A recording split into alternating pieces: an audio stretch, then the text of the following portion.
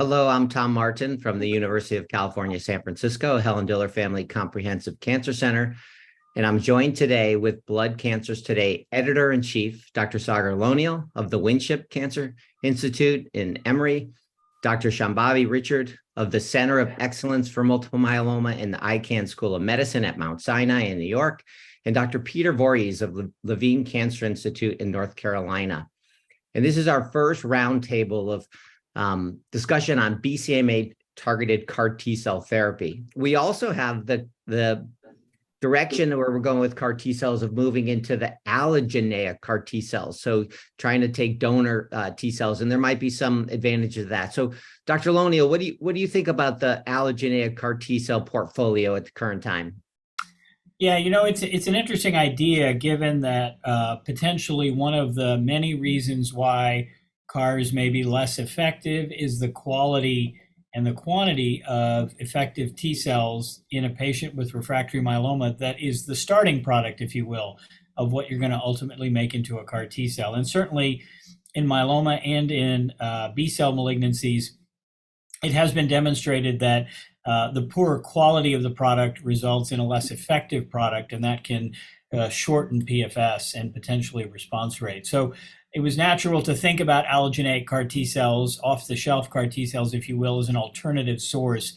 Recently, we saw published data from the Universal trial that really looked at an allogeneic off-the-shelf CAR T cell.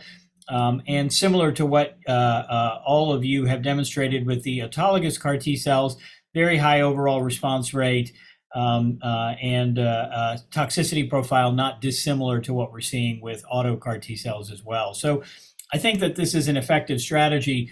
From my perspective, the one remaining question is the allo CAR T cell half-life is remarkably shorter than the auto CAR T cell half-life, which is already, I think, too short to really give us a plateau on a curve. And so unless you're able to give multiple doses over a short period of time, I'm not convinced that the allo CAR T cell is going to be the answer given that short half-life process, but maybe it's a bridge to something that might have a more sustained long-term durable response.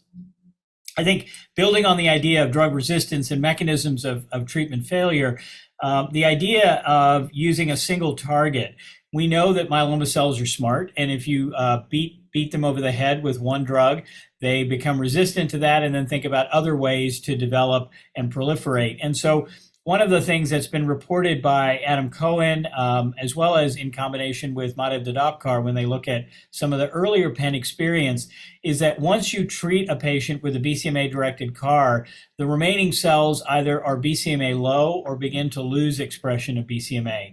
And we don't know whether that's a transient effect. Once you pull away the BCMA directed therapy, does expression come right back up? We'll certainly see that probably in the context of the T-cell engagers. But certainly with a CAR, that might be an issue. And so targeting with another antigen, whether it's CD19 as trying to go after the myeloma stem cell, CD38 as a second target, SLAMF7 as another one has been postulated. Many groups are thinking about using GPRC5D as a second target, as well as FCRH5. So we have lots of options to try and keep myeloma on its toes, if you will, so that you can hit it with one and then come to a second immune target, and a dual targeting or giving two populations of CARs that target different antigens may be an alternative way to do this. And certainly preliminarily from China, we've seen some very encouraging data on a dual targeting CAR T cell. There's some early data in phase 1 from the US as well. But I think the devil is in the detail. And to me, we've all talked about high response rates. That to me is not the right endpoint anymore. It really is all about PFS. And if the PFS is the same, then I think we got to go back to the drawing board. I completely agree. I was at a conference recently with our lymphoma colleagues, and I told them that we have plateau envy, because in their CAR T cell therapy, they have a plateau and patients are cured, where we don't have the plateau at the current time. And they told me that they have response envy. And my answer to them was, well, it's better to have response envy than it is to have plateau envy, just like you just said.